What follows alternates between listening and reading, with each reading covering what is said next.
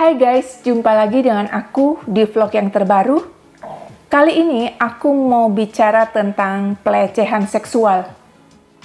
Dikarenakan beberapa di antara kalian mengirimkan email dan pesan singkat di Instagram aku dan menceritakan tentang kalian saat ini sedang menerima pelecehan seksual, ataupun ada beberapa yang menceritakan di masa lalu kalian menerima pelecehan seksual.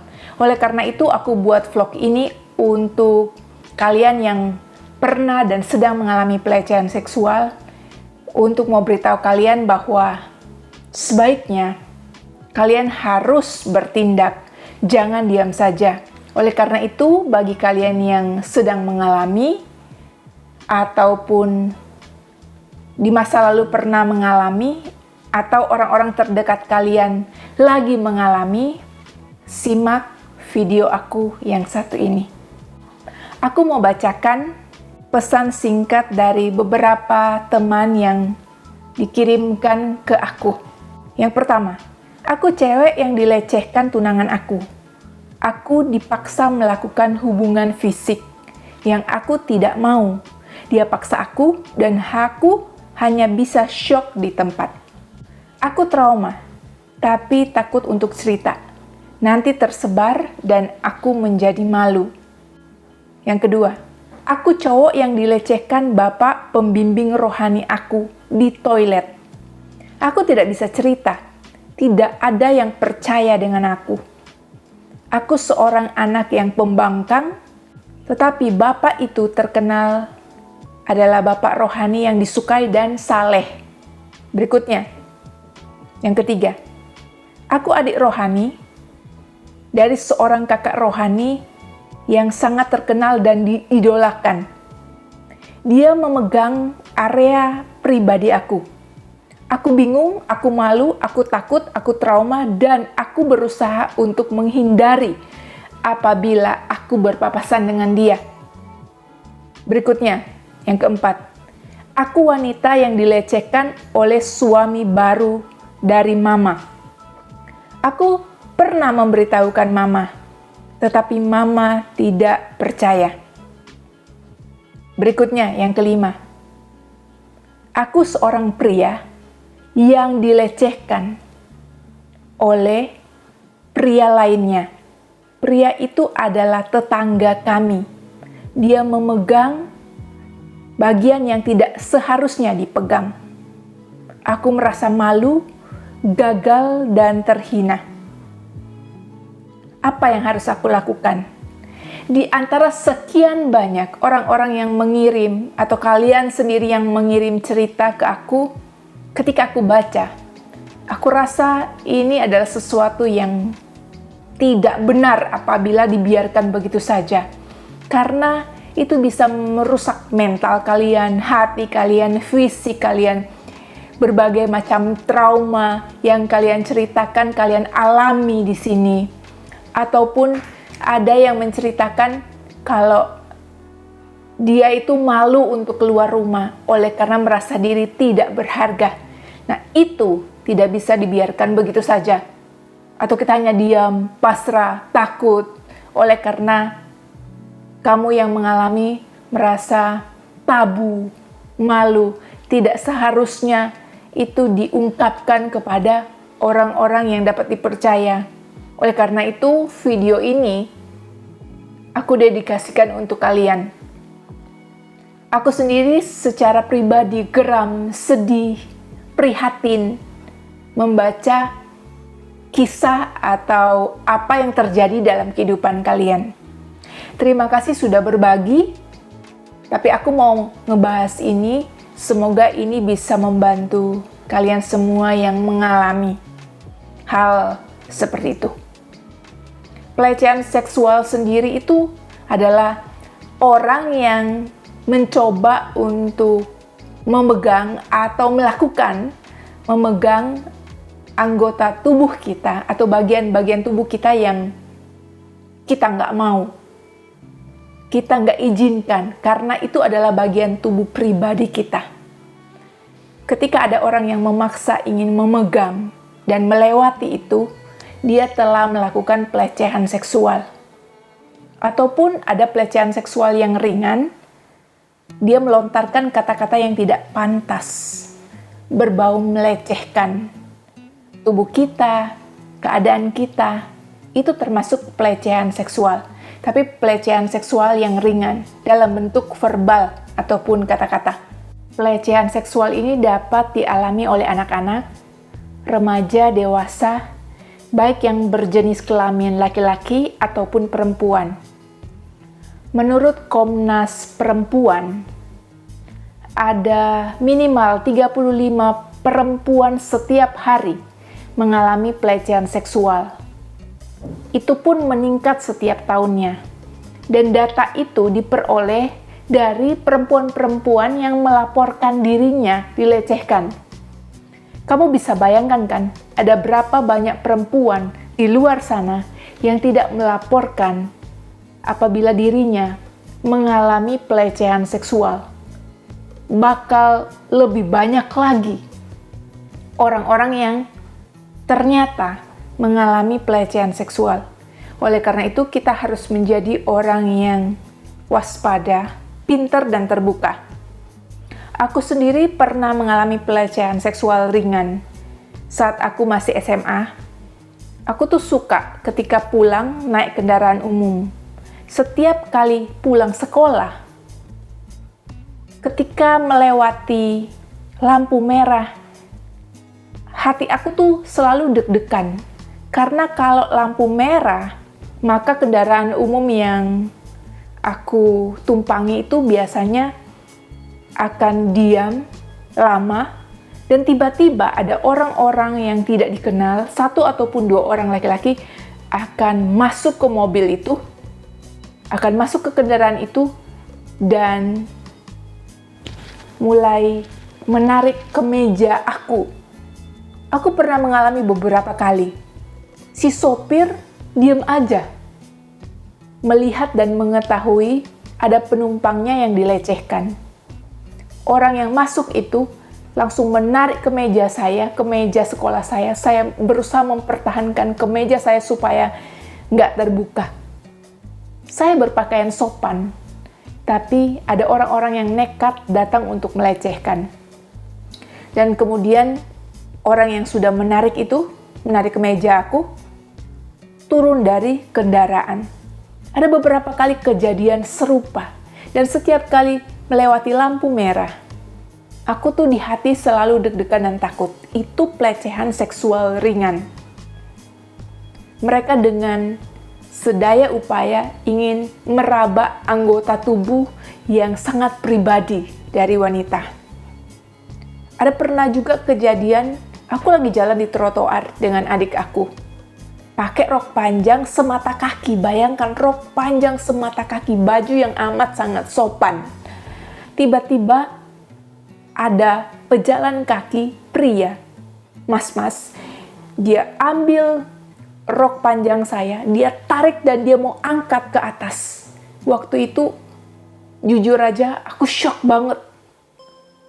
Gak bisa berkata apa-apa. Shock, takut, terkejut, dan mulut ini rasanya keluh. Mau minta tolong, mau teriak seperti apa. Seolah-olah terdiam di tempat, membeku, mematung, membatulah. Dan orang itu langsung lari. Sejak kejadian itu, sebagai seorang remaja, aku tuh selalu membayangkan dengan imajinasi aku sebagai seorang remaja, kalau bisa kulit dan tubuh ini itu ditutupi oleh racun, supaya angan-angan aku ini yang nggak masuk akal. Kalau ada yang mau pegang, yang mau lecehkan, dia bisa kena racun. Waktu itu aku nggak ngerti harus bagaimana, harus cerita atau harus seperti apa. Coba bayangkan di masa remaja itu kalau aku cerita ke keluarga aku, mungkin keluarga aku akan ada solusinya. Misalnya, akan melarang aku naik kendaraan umum ketika pulang sekolah, atau mengupayakan untuk ada jemputan untuk pulang sekolah. Karena di masa-masa itu, terkadang jamnya nggak menentu. Dan aku tipe orangnya yang tertutup, jadi nggak ngomong. Ketika mengalami itu, hanya takut, trauma, diem. Itu trauma ringan. Beberapa saat kemudian aku bisa cerita ke orang-orang terdekat aku, karena itu trauma ringan ataupun pelecehan seksual ringan. Kalian bisa bayangkan, kalau seseorang mengalami pelecehan seksual yang berat, misalnya kekerasan seksual secara fisik, seperti pemukulan dan pemerkosaan. Bisa bayangkan bagaimana beratnya beban mental yang ditanggung oleh si korban. Aku saja yang ringan bisa syok seperti itu. Perlu beberapa waktu akhirnya cerita. Seharusnya sebagai seorang anak remaja, secara tepat harus langsung cerita. Karena kita tidak menikmati itu, tapi takut terkejut dan merasa berbahaya. Dan bahkan bikin imajinasi sendiri yang tubuh ini diliputi dan diselimuti oleh racun supaya nggak ada yang menyakiti. Akibatnya apa? Aku jadi orang yang tertutup saat itu. Jadi orang yang nggak gampang bergaul, gampang curigaan, self-defense-nya itu tinggi. Mencoba untuk melindungi diri sendiri. Akibatnya bisa terjadi hal-hal yang sulit bagi diri sendiri. Itu pengalaman aku. Nah, banyak orang punya pertanyaan yang besar.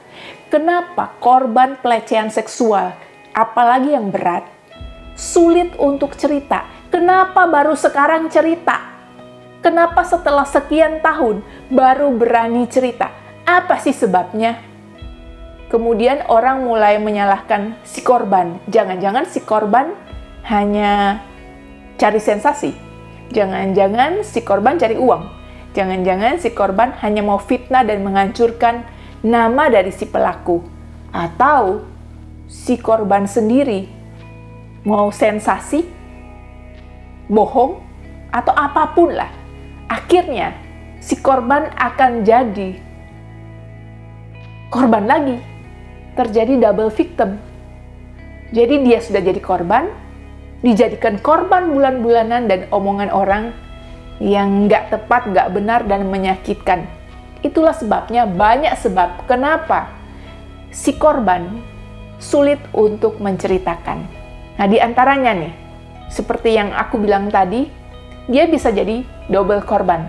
Ataupun dia berpikir di lingkungan sosial di mana dia hidup, hal ini tidak biasa dibicarakan. Di dalam lingkungannya, hal ini tidak biasa diceritakan begitu saja. Aku mengalami ini, aku mengalami pelecehan, aku mengalami kekerasan, aku diperkosa, aku digerayangi. Di dalam lingkungan sosial itu tidak biasa diajarkan untuk diceritakan. Jadi akhirnya hanya dipendam sendiri. Lingkungan sosial yang membentuk keadaan seperti itu hingga akhirnya diam-diam dan biarkan keadaan berlangsung sebagaimana mestinya atau mengalir. Ada juga pertimbangan kepentingan. Bagaimana dengan kepentingan saya? Apakah saya akan dikucilkan? Apakah saya akan dibicarakan orang? Apakah saya akan malu? Dan juga kepentingan si pelaku. Apakah pelaku akan dihukum, diadili, dikucilkan, diproses oleh karena aku? Banyak sekali pertimbangan dan resiko kenapa orang tidak cerita. Ada juga korban yang takut cerita oleh karena dia takut tidak dipercaya. Seperti pesan singkat yang diceritakan kepada aku, dia menceritakan bahwa dia takut tidak dipercaya karena dia seorang anak yang pemberontak, seorang anak yang kelihatannya tidak baik-baik menurut cap masyarakat. Tapi sebenarnya dia adalah korban.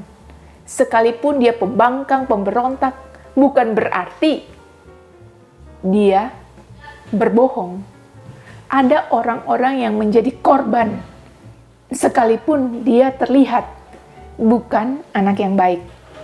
Ada seorang yang figurnya kelihatannya baik, tapi sebenarnya dia adalah si pelaku.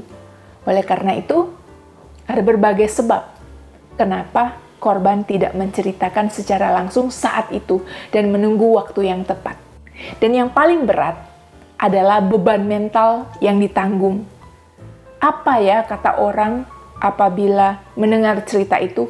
Apakah nanti ada yang bilang aku fitnah? Aku cuma mau ngetop, cari sensasi? Atau ada orang-orang yang bilang, mungkin dia cuma bercanda kali pegang-pegang kamu. Kamu salah paham kali. Tidak dipercaya itu nggak enak.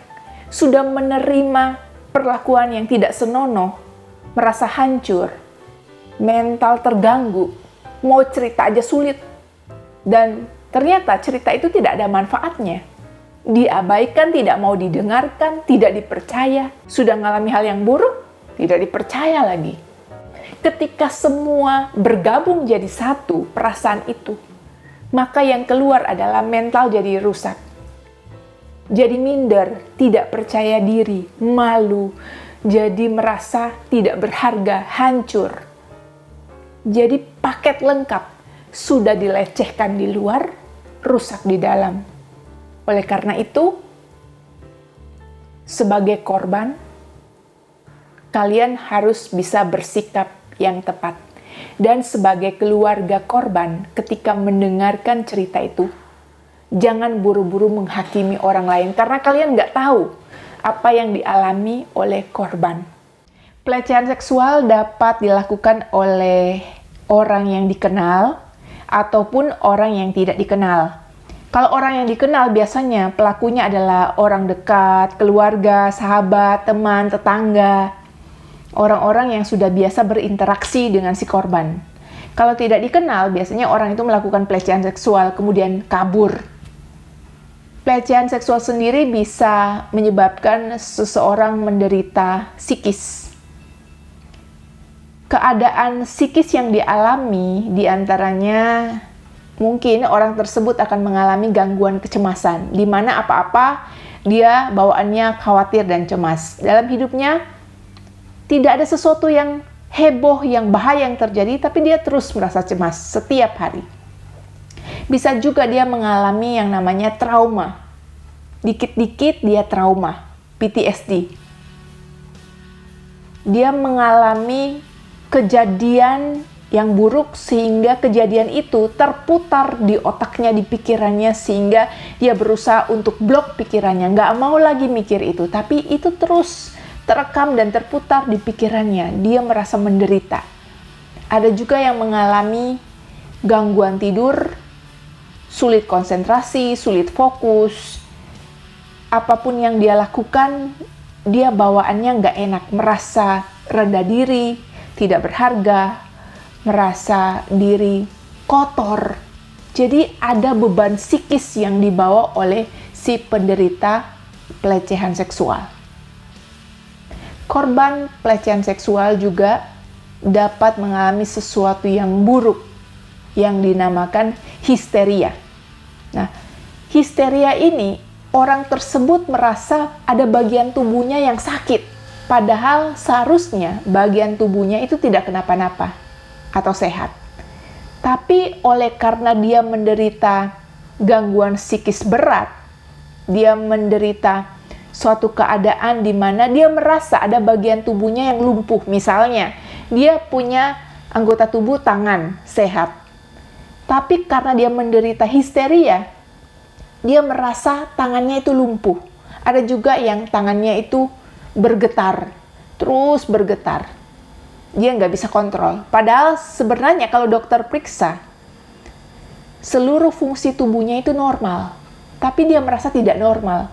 Oleh karena yang terganggu adalah psikisnya, kemudian tertular ke fisik atau merembet ke fisik. Itulah kenapa korban pelecehan seksual bukan hanya terluka saat itu, tapi yang paling berat adalah psikis dan mentalnya. Keadaan di dalamnya yang akan dia bawa terus seumur hidup, berjuang untuk mengalahkan trauma itu. Oleh karena itu, apa yang dilakukan oleh kamu yang mengalami pelecehan seksual. Apa yang harus kamu lakukan? Yang pertama, kamu harus cerita. Ceritakan pada orang yang dapat kamu percaya. Tentu saja kalau kamu merasa ini bakal tersebar, kamu pilih orang yang dapat dipercaya. Keluarga kamu, teman terdekat kamu, mungkin pembimbing rohani, pria dengan pria, wanita dengan wanita, yang dapat dipercaya. Kamu cerita, jangan kamu pendam sendiri. Kalau kamu pendam sendiri sama seperti luka tidak kamu bersihkan. Kamu biarkan, kamu tutupi luka itu, sehingga luka itu kemudian bernanah, infeksi. Dan suatu saat, luka itu membesar dan menjadi buruk. Anggota tubuhmu harus diamputasi. Oleh karena itu, jangan biarkan berlarut-larut. Psikis memang tidak kelihatan. Tapi di dalam dirimu telah terjadi sesuatu, telah terjadi trauma, luka, dan gangguan. Oleh karena itu, tolong ceritakan pada orang terdekat kamu yang bisa dipercaya. Dan ada beberapa yang cerita ke aku. Aku mau beritahu, terima kasih atas kepercayaan kamu sudah cerita ke aku. Tapi aku di sini nggak terlalu kenal dengan kalian, jadi aku nggak bisa nolong yang lebih lagi. Aku hanya menyediakan telinga untuk mendengar. Tapi ada orang-orang di sekitar, di samping kalian yang bisa mengawasi kalian, menolong kalian, membimbing kalian, dan langsung di depan mata bisa berbuat sesuatu untuk kalian. Jadi tidak cukup hanya cerita ke aku, cerita juga kepada orang-orang yang peduli dengan kalian. Yang kedua, apabila ada pihak-pihak yang bertanya berulang kali ke kamu harus jelaskan ke si A, si B, si C, si D, si E. Maka aku mau beritahu, kamu punya hak untuk menentukan siapa saja orang yang akan kamu ceritakan. Kapan kamu mau ceritakan? Di mana kamu mau ceritakan? Jadi, luka yang ada di kamu, pengalaman buruk itu, bukan terserah mereka. Harus cerita kapan dan kepada siapa dan berulang-ulang kali. Karena kamu adalah korbannya. Jangan takut untuk menentukan sikap dan beritahu. Kamu mau cerita ke orang siapa, di mana, kapan. Yang ketiga, kalau kamu merasa benar-benar perlu, mintalah pendampingan psikiater atau psikolog, supaya kamu ditangani oleh orang yang benar-benar kompeten di bidangnya. Jadi jangan malu, jangan takut, dan jangan merasa tabu. Karena kamu nggak sendiri. Banyak wanita, pria, ataupun anak-anak di luar sana juga mengalami hal yang seperti kamu alami, bahkan beberapa di antara mereka mengalami hal yang lebih buruk.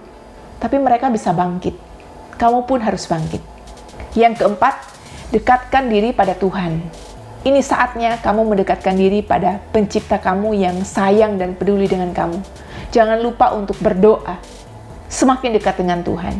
Dan juga semakin dekat dengan orang-orang yang kamu percaya, orang-orang yang mendukung kamu, yaitu keluarga kamu dan sahabat kamu.